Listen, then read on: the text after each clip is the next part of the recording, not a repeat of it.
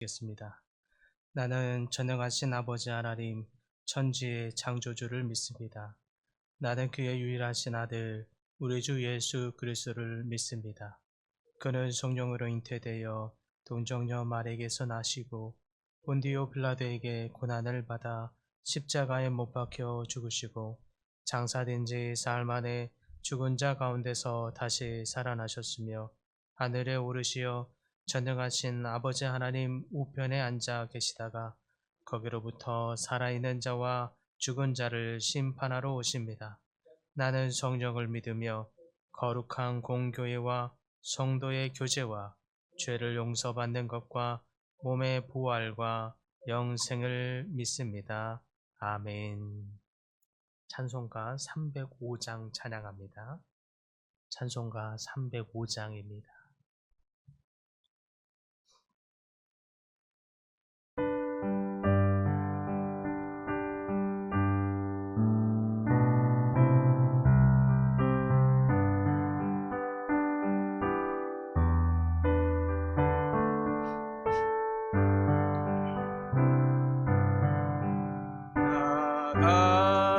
같은 죄인 살리신 주의 놀라워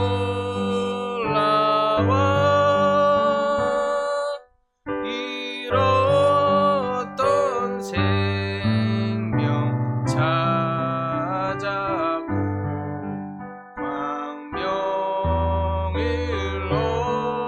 얻었네. 큰 죄악에서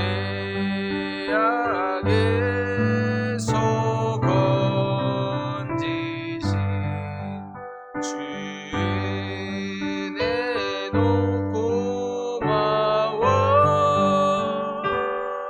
나 처음 믿은 그 시간 귀하고 귀하다.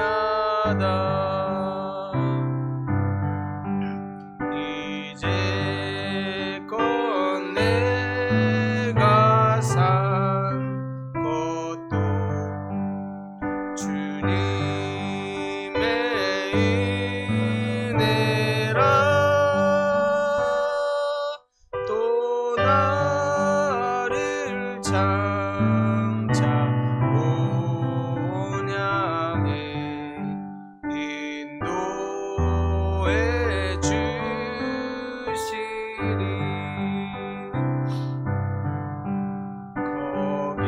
거기서 우리 영원히 주님의 은혜로 해처럼 밝게 살면서 주 찬양하리라.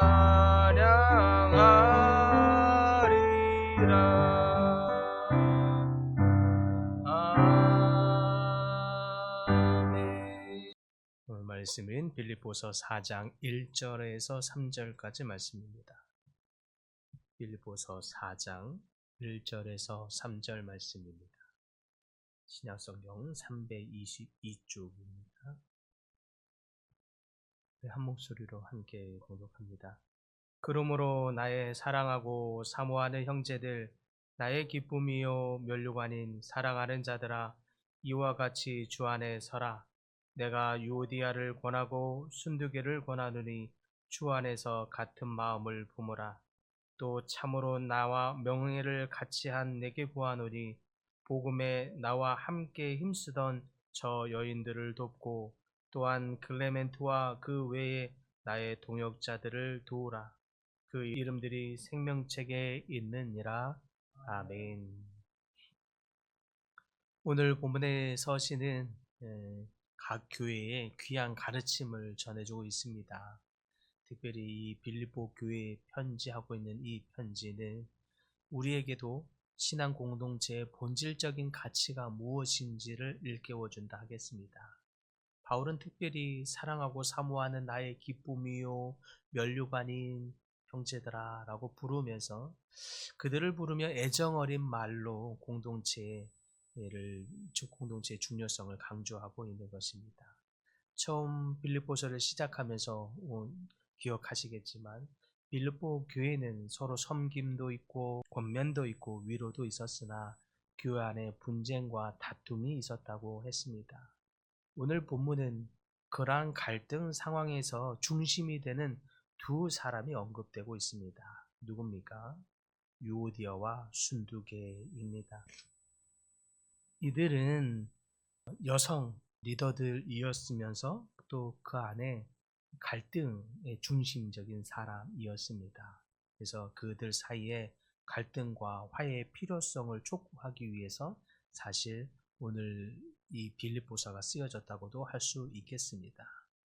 그러나 이 짧은 구절은 단순히 개인적인 문제를 넘어서서 지금 우리의 신앙 공동체에게도 해당되는 아주 중요한 가르침의 교훈으로서 우리가 우리 공동체 안에 하나님을 섬기면서도 어쩔 수 없이 발생하게 되는 이 갈등과 다툼 상황에서 어떻게 화합과 영적 성장을 이루어 갈 수 있을지를 가르쳐 준다 하겠습니다. 이 가르침이 주는 이 화합과 연합은 단순히 개인적인 조화와 개인적인 관계의 능숙함을 필요로 하는 것이 아니라 하나님께 영광을 돌리는 일에 필수적인 일이기 때문에 매우 중요한 일입니다. 그렇다면 바울은 이 빌립보 교회와 이 공동체에게 화합과 연합을 위해서 어떤 권면을 하고 있습니까? 첫째, 화합의 필요성 또 화합을 유지해야 되는 이유를 다시 한번 그들에게 일깨워 주고 있습니다. 우리가 이 공동체가 특별히 세상과 다르게 더욱 화합과 연합을 힘써야 하는 이유가 있다면 그것은 우리가 연합할 때에 하나님께 더욱 영광이 되기 때문에 그렇습니다. 그리스도인들은 하나의 몸에 여러 지체가 움직이는 것처럼 있습니다. 그러나 서로 각기 다른 역할과 생각들을 가지고 있지만 우리는 궁극적으로 하나님을 중심으로 연합해야 할 것입니다. 그럴 때에 이 공동체는 세상 가운데 진정한 빛과 소금의 역할을 하게 되며 하나님을 증거하는 강력한 도구가 될 것입니다. 그러므로 이 바울이 가르쳐주는 교훈, 우리가 화합해야 되는 이유와 이 목적, 이 가르침은 굉장히 중요한 가르침이다 알겠습니다. 단순히 평화로운 공동체가 되면 좋으니까 우리가 화합해야 된다라는 정도가 아니라 우리가 더욱 하나님께 영광을 돌리기 위함이라고 강조하고 있습니다. 그러므로 우리 교회도 서로 각기 다른 생각, 각기 다른 상황과 입장들이 있지요. 그러나 서로 다른 생각과 입장들이 있을지라도 서로 다른 생각을 맞추려 하면 거기에는 한계가 있습니다. 그러나 우리가 더욱 화합을 위해서 힘써야 하는 것은 하나님의 생각, 그리스도의 마음을 우리가 배움으로써 화합하게 될 것입니다. 우리가 그리스도의 마음 안에서 화합이 될 때에 우리는 더욱 이 공동체가 세상 가운데 영광을 드러내게 될 것입니다. 두 번째로 바울이 권면하고 있는 이 가르침이 무엇인가 보았더니 갈등을 해결하는 방법입니다. 좀 전에 말했던 것처럼 갈등의 중심축이 되었던 두 여성의 지도자들 유오디아와 순두계를 언급하면서 굳이 그 사람의 이름을 꼭 집어서 언급하면서 그들에게 권면합니다. 주 안에서 같은 마음을 품으라. 우리가 주 안에서 같은 마음을 품지 아니하고서는 화합을 할 수 없다고 제시합니다. 그리스도의 마음이죠. 너희 안에 이 마음을 품으라 곧 그리스도의 예수의 마음이니 라고 말했던 이 마음을 다시 한번 바울은 편지 말미에 한 번 더 강조하고 있습니다. 그래서 이 권면은 그리스도 안에서 화해와 용서가 얼마나 중요한지를 다시 한번 언급해 주는 말입니다. 이 중요한 지혜로운 접근 방식이죠. 우리가 누군가와의 갈등을 일어났을 때 우리는 많이들 그 갈등의 원인이 무엇이고 또 그 갈등의 이 객관성이 무엇인지를 찾아내려고 합니다. 그러나 자신은 갈등을 해결하는 데 있어서 갈등의 주요 원인자가 누구이고 갈등이 왜 일어났으며 또 갈등이 누구에게 더 큰 빌미가 되었는지 누구에게 더 큰 손해가 되는지 이러한 여부를 판단하고 분석한다고 해서 갈등을 해결하는 것 좋은 해결이 되지 않습니다. 세상에서는 그러한 갈등의 요소를 찾아내고 분석해서 또 누구에게 더 잘못이 있다 없다를 판단하면서 심지어 그것이 심해지면 재판까지도 가게 되지만 하나님의 공동체는 그렇게 객관적으로 분석하고 원인자를 찾아내는 것으로 갈등을 해결하는 것이 아니라고 말하지요. 오히려 그리스도의 마음 안에 갈등의 해결 방안이 있다고 말합니다. 그것이 무엇입니까? 자신을 죽이는 일입니다. 그래서 그리스도께서 하나님의 본체신데 하나님과 동등됨을 취할 것으로 아니하시고 자기를 비워서 죽으시면서 인간의 몸으로 오셔서 십자가에 죽으셨던 그 그리스도의 모습을 나타내면서 우리가 갈등을 해결하는 가장 좋은 방안은 예수 그리스도의 마음을 품는 것인데 곧 그의 행하신 그의 사랑과 겸손을 따르는 것 그것이 갈등 그리스도의 공동체 안에서 갈등을 해결하는 가장 중요한 부분이라고 바울은 강조하고 있는 것입니다. 마지막으로 바울이 이 공동체에 주고 있는 핵심적인 권면이 무엇인가 하더니 공동체의 역할입니다. 바울은 참된 동역자들에게 이와 같은 화해의 과정을 돕고 있습니다. 화해하도록 인도하고 있지요. 그것은 단순히 개인의 갈등의 문제에만 포커싱이 있는 것이 아닙니다. 공동체 전체가 함께 갈등을 만났을 때 공동체 옆에 사람들이 함께 서서 누가 잘했다 누가 못했다의 편에 서서 있는 것은 어리석은 일이기 때문에 그렇습니다. 오히려 공동체가 함께 그 갈등 안에 함께 그리스도의 마음을 가지고 서로 지지하고 서로 도우며 그리스도의 마음으로 품으려고 할 때에 그것이 이 공동체가 하나님께 영광을 돌리는 데에 더 쓰임받는 공동체가 되는 것입니다. 그래서 우리 안에 갈등이 있을 때는 서로 그것을 못 본 채 하거나 또 나와 상관없는 문제로 여기거나 내지는 누구의 편이 더 옳다 그르다라고 하는 것에 서는 것은 어느 것으로도 유익이 되지 못합니다. 오히려 함께 그리스도의 마음을 품어서 서로를 격려해주고 서로를 지지해주고 그 갈등의 요인이 되었던 우리의 나타나져 있는 드러나지게 되는 우리의 연약함 앞에 함께 기도하면서 같이 그리스도의 마음을 품고 지지하게 될 때에 우리는 그 갈등을 함께 넘어서는 그리스도의 공동체로 성장하게 될 것입니다. 그러므로 우리는 이 본문의 가르침을 통해서 보는 것처럼 우리 공동체 안에 갈등이 있을 때 그것을 개인적인 문제로 치부하여 비난하거나 평가하거나 어느 편에 서는 일이 없도록 하십시다. 더욱 우리가 성숙한 그리스도인이 되어서 그리스도의 마음을 닮아가고 품어가는 일에 열심을 낼 수 있기를 바랍니다. 우리 모두가 유오디아가 될 수 있고 순두개가 될 수 있습니다. 이 두 여성의 지도자들은 하나님의 공동체의 헌신적인 지도자들이었습니다. 그럼에도 불구하고 그 지위가 어떠하든지 어떤 역할을 하든지 간에 우리는 서로 다른 생각을 가질 수 있고 갈등이 일어날 수 있습니다.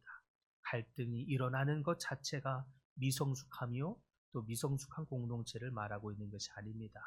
오히려 그 갈등을 잘 지혜롭게 그리스도의 마음으로 닮아가며 해결하고 또 극복해 가는 것이 지혜로운 또 그리고 성숙한 길로 가는 우리 성도의 길이요 또 공동체의 길인 줄 믿습니다. 그러므로 사랑하는 모든 성도 여러분 그리스도의 마음을 더욱 닮아 가십시다. 그리고 우리의 갈등을 일으킬 때 그 갈등을 서로 비난하거나 어느 자리에 서기보다 그리스도의 마음을 닮아가서 더 성숙함으로 나가는 저와 우리 모든 성도님들과 저희 예원교회 모든 식구들이 다 될 수 있기를 간절히 축복합니다. 주님, 우리 삶에서도 수많은 어려움이 있는 것처럼 또 우리는 연약한 고로 우리 교회 공동체 안에서도 서로 지체간의 갈등과 연약함과 어려움이 드러나고 나타나질 때에 무엇이 옳다 그렇다 또 무엇이 좋다 아니다 누가 더 좋은 것이다 라고 평가하며 또 비판하고 그 편에 서기보다 우리 모두가 서로에게 부족한 그리스도의 마음을 닮아가는 시간이 될 수 있도록 인도하여 주시옵소서. 그래서 날마다 갈등 가운데 있을 때마다 서로의 지체의 본인의 연약함을 깨닫게 하시고 그 안에 그리스도의 마음을 배우는 시간으로 인도하사 더욱 우리가 그리스도의 마음을 깨닫고 배워감으로 말미암아 그리스도의 성숙한 분량에 이르게 하시고 성숙한 공동체가 되어가는 저희 예원의 모든 공동체의 식구들이 다 될 수 있도록 인도하여 주시옵소서.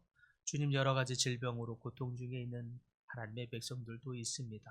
주님 찾아와 주시고 특별히 그 심령의 큰 위로와 평강으로 좌정하여 주셔서 하나님의 만지심과 치유하심과 회복으로 인하여 하나님께 더욱 영광을 돌리는 시간이 되게 하여 주시옵시고 크고 작은 기도의 제목으로 기도하고 있는 이 소리 작은 신음에도 응답하시는 하나님께서 응답하여 주시옵소서. 우리가 이제 이 교회가 생명 노트를 작성하며 전도하는 분들을 이름을 적고 기도하기 시작할 때에 우리가 기도하는 그 생명들이 주께 돌아와 열매 맺는 일이 또 역사가 이루어지도록 또한 인도하여 주시옵소서. 예수님의 이름으로 기도드립니다. 아멘. 하늘에 계신 우리 아버지, 아버지 이름을 거룩하게 하시며 아버지의 나라가 오게 하시며 아버지의 뜻이 하늘에서와 같이 땅에서도 이루어지게 하소서. 오늘 우리에게 일용할 양식을 주시고 우리가 우리에게 잘못한 사람을 용서하여 준 것 같이 우리 죄를 용서하여 주시고 우리를 시험에 빠지지 않게 하시고 악에서 구하소서. 나라와 권능과 영광이 영원히 아버지의 것입니다. 아멘.